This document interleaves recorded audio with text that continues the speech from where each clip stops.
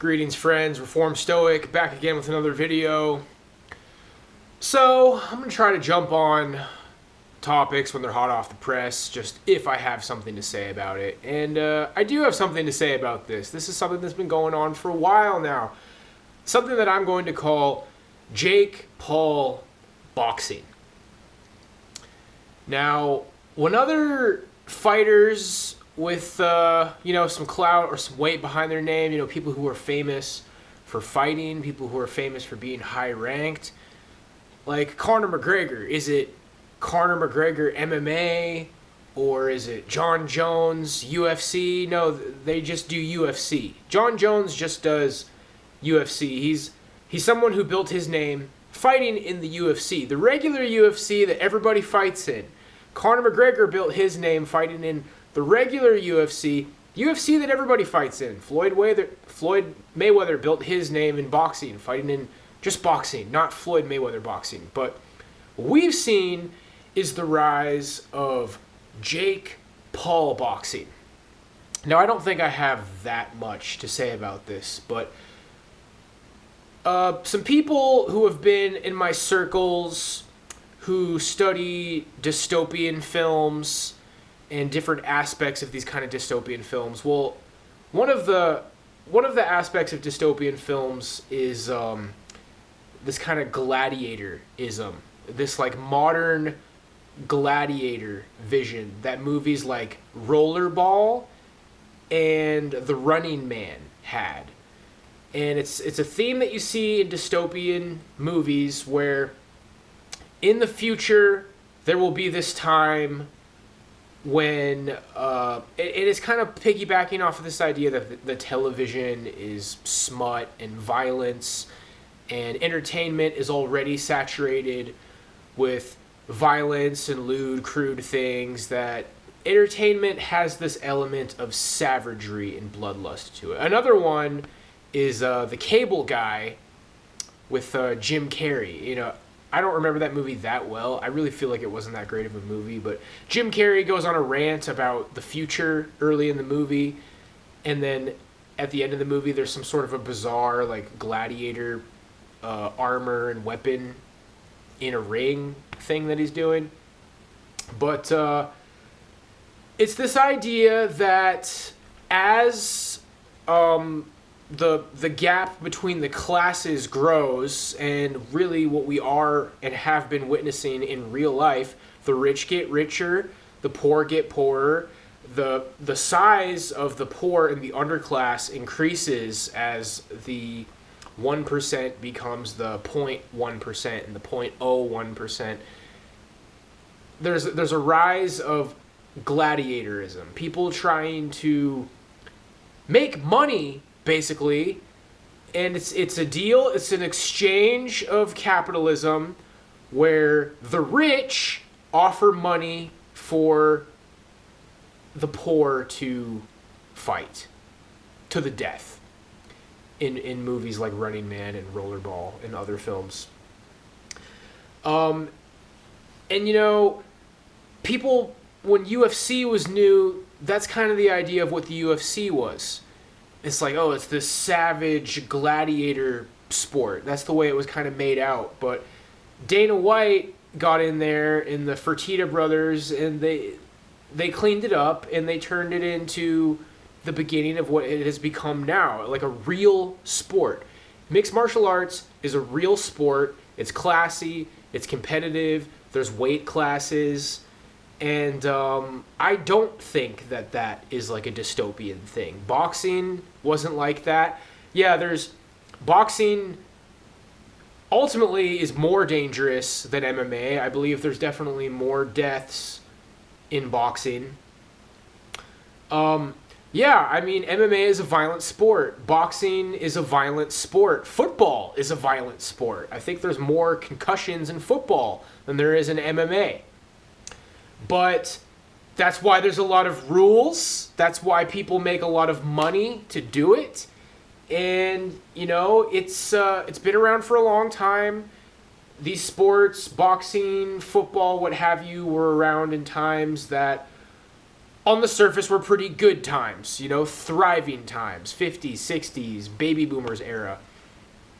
I think that this Jake Paul boxing is the beginning, and celebrity boxing, internet celebrity boxing, but mainly what Jake Paul is doing. Because at least in internet celebrity boxing, you get kind of an average Joe versus an average Joe. And, you know, one of them is likely more talented or physically fit than the other. I mean, sometimes you get very one-sided matches, but a lot of time you get two people huffing and puffing, and it's just kind of a joke. But what we have with Jake Paul is someone who has proven himself, like, okay, on some level, you can box at a high level.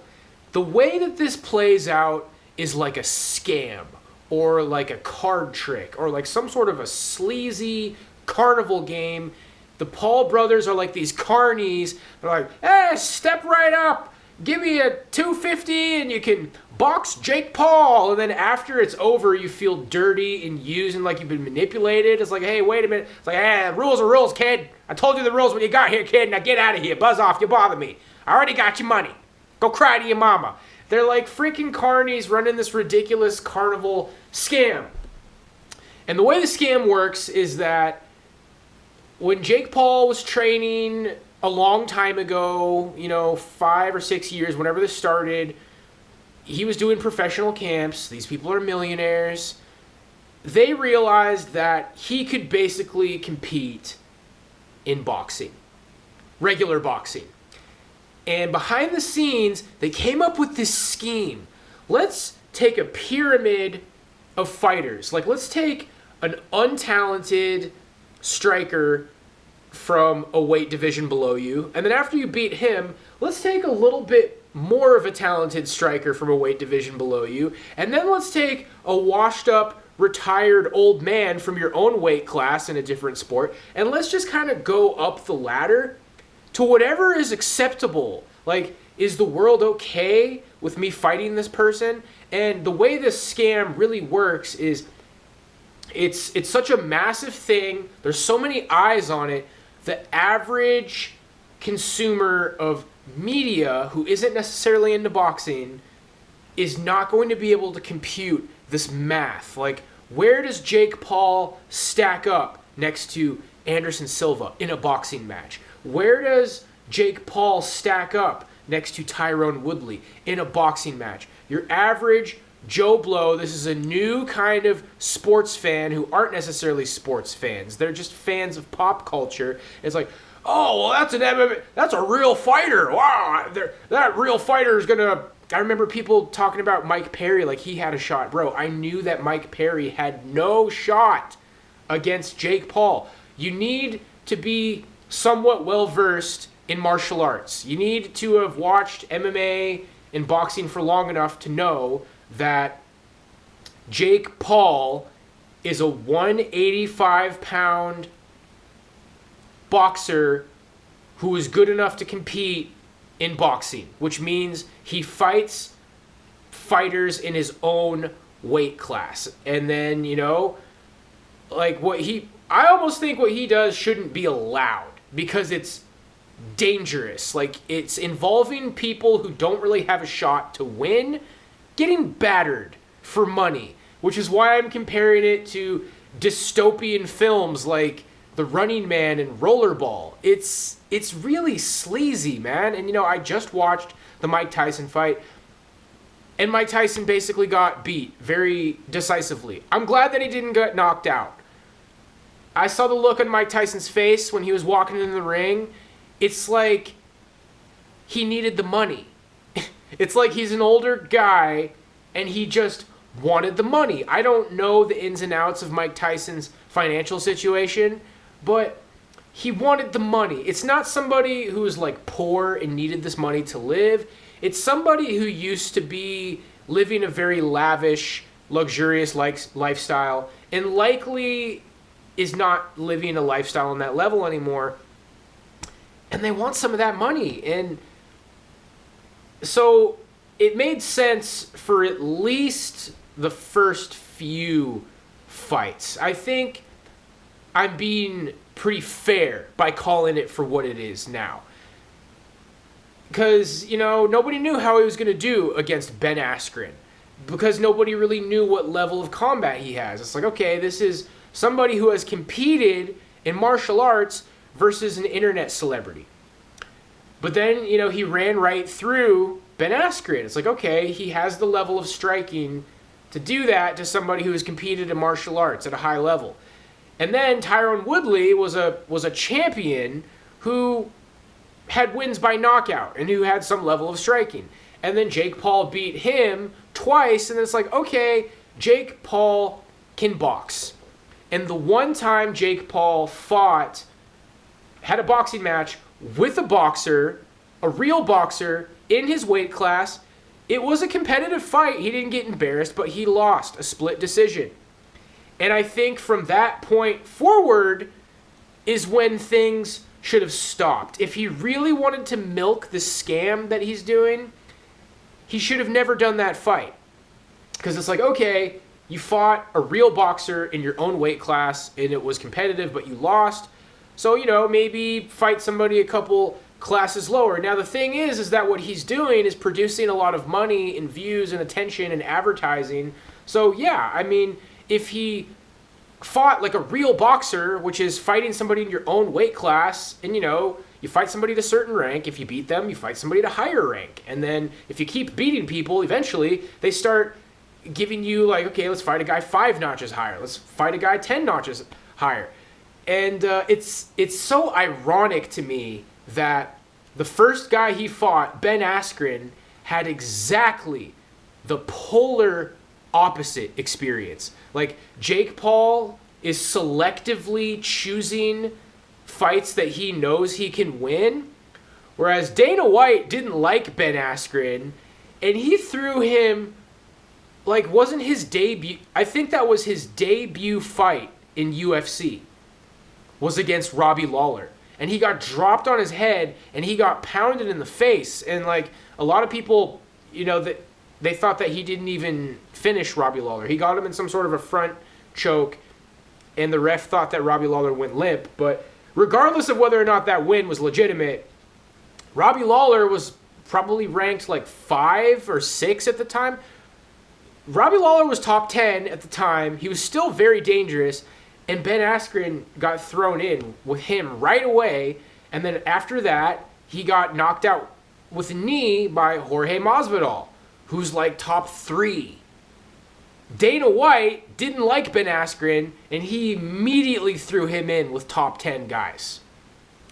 So, regardless of whether, Jake, he's just like a stone that Jake Paul hopped across in his little circus freak show at this point. But, hats off to Ben Askren for giving it a shot in UFC, because if Dana White liked him, he probably could have started with easier fighters that were better matchups for him, and he might have had a better career in the UFC.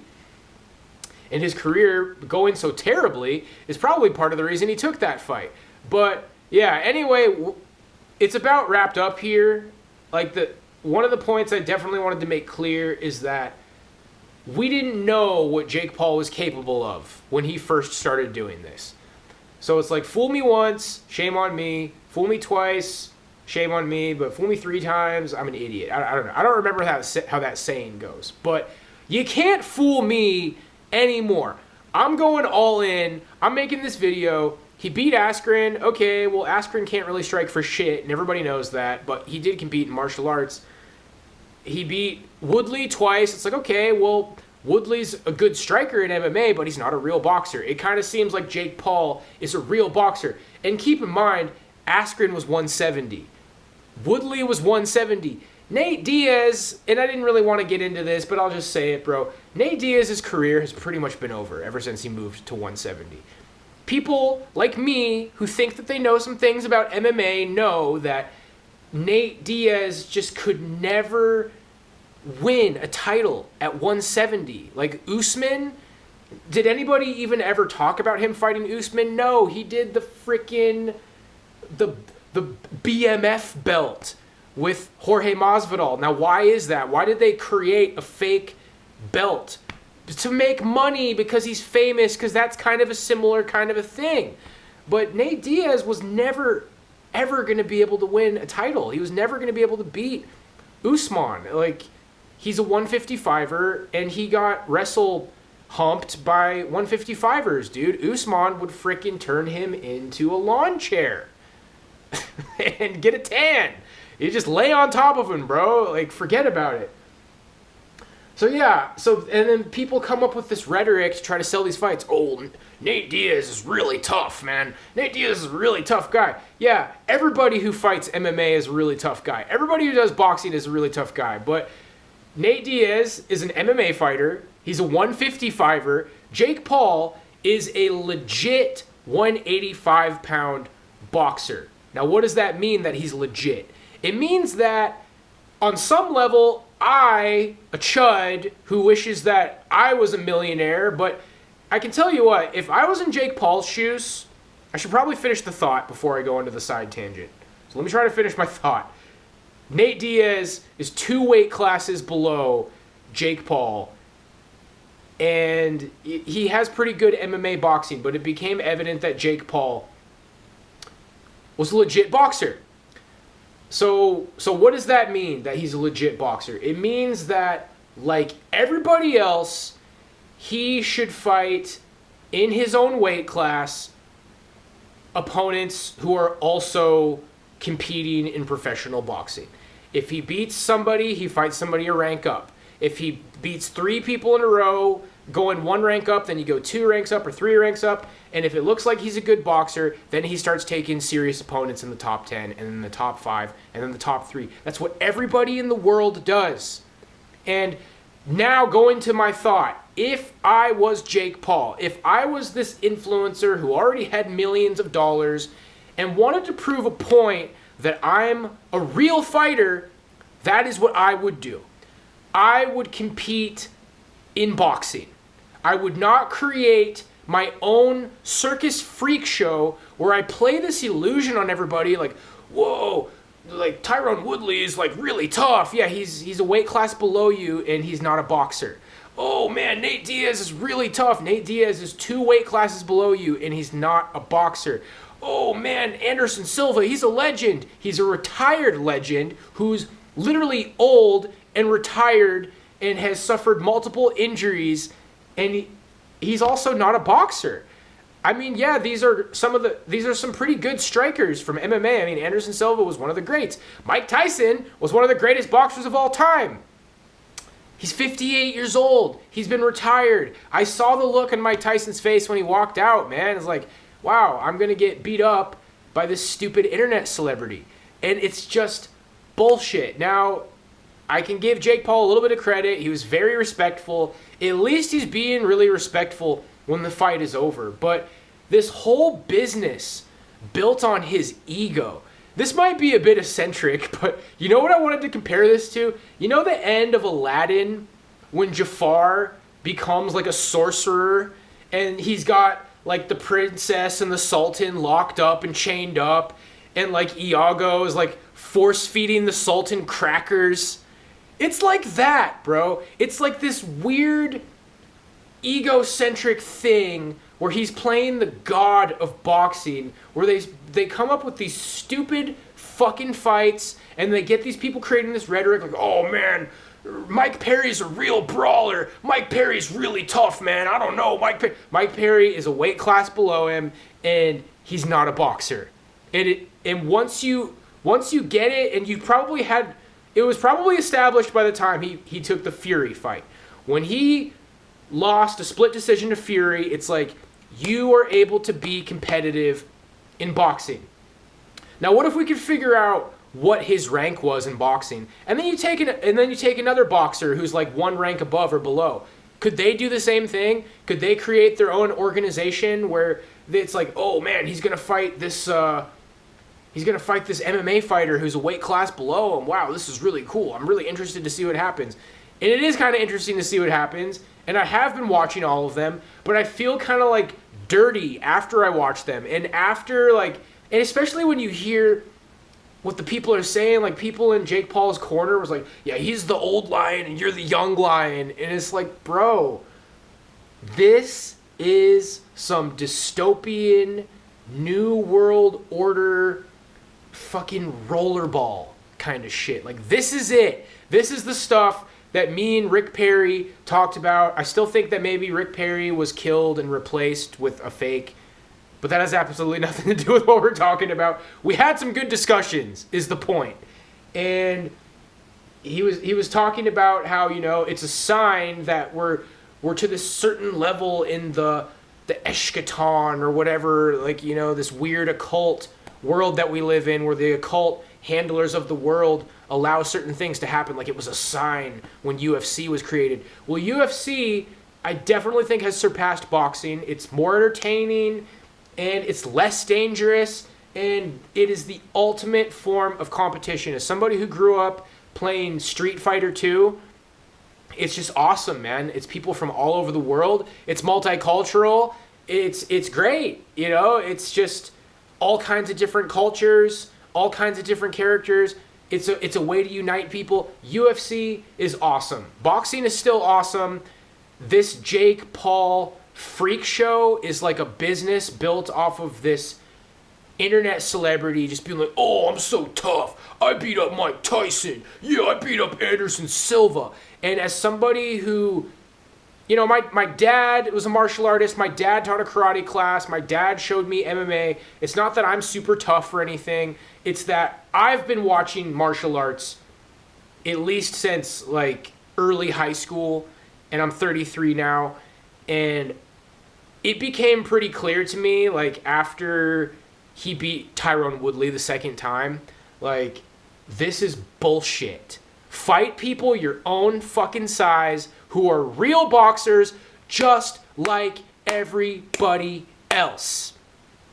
Because I can tell you what, this is only the beginning. Other people are going to start figuring out how to do this. Now, what it takes is to be somebody who's famous and then to be a pretty good boxer, like good enough to compete in real boxing. And then you play these mind tricks on people like, oh, I'm going to fight this guy 2 weight classes below me who's an MMA fighter. And then people just can't penetrate it. They don't get it. It's like MMA is not boxing. He has a huge size advantage. It's not fair. It's very, very, very, very unlikely that these people are going to win. And did I think that Mike Tyson had a shot to win? I really, really, really wanted Mike Tyson to win. I think that's how it was for a lot of people. I think most people logically should have been able to dig down and think, Mike Tyson's 58 years old. He hasn't competed in forever. It's not fair. No, he doesn't have a shot. And, but you just wanted to see it so bad. You wanted to say, man, Mike Tyson, just dig back into your muscle memory and throw one of those freaking uppercuts or hooks from the 90s and knock this kid out. It was wishful thinking, man. And once again, we all got suckered into watching something like really, really, really sleazy. Into watching somebody take damage from a young man in his prime and, you know, risk it. Like, what does this mean for his legacy? It doesn't mean fucking anything for his legacy. He retired a legend. Like, he basically, like, I don't want to be disrespectful to Mike Tyson. He basically, I can't say it. I'll tell you what I want to say. He basically whored himself out to make $20 million. And now, obviously, that's not in the literal sense, but it's fucking sleazy, dude. It's like the end of Aladdin when everybody's chained up and Jafar is like fucking with them and force feeding them crackers and throwing stuff at them, and it's just some weird little narcissistic world completely controlled by money. And that's what we're heading towards, isn't it? Like, there's people out there talking about how they can't get a job, they can't get a woman, people complaining online about having a shitty life. And then there's people who, like, made a huge, big influencer career, and then they become, like, boxing gods, who just craft this bullshit world that's all about making money and making them look like just a super overinflated, oh my gosh, Jake Paul's the toughest guy in the world. So, I could have made this video earlier, but I can tell you what, I was playing it safe. Nobody's got shit to say, like, nobody's got shit to say against this, dude. Like, I'm completely right. It's the fucking, like, end of the world. It's, like, really disgusting, dude. It's the sleaziest, scammiest, dirtiest shit ever. And, man, I don't really know what Jake Paul is thinking. I guess he just wants to make more money. But, dude, if you really want to, like, get this real respect, start taking real fucking fights. At least fight, like, I'll tell you what I'd like to see. I'd like to see him fight a 185-pound MMA fighter who's, like, top 10 and is a good striker. I want to see him fight Strickland. Let's see fucking Strickland versus Jake Paul. That would be pretty cool. That would be pretty cool. Something like that. Or just fight real fucking boxers in your own weight class. That's all I got to say about it, guys. God bless, and I'll see you for the next one.